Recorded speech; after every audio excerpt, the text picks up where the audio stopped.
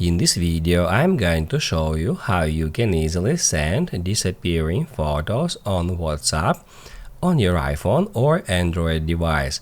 Be sure to watch the video to the very end so you don't make any mistakes, and of course do not forget to like this video and subscribe to my channel. Thanks guys. So let's get started, and first off, open up WhatsApp app. Then get in a conversation you would like to send disappearing photo to. I'm just gonna open up a conversation with myself. Then we need to pick out a photo to send. To do that, tap at that plus, select photo and video library.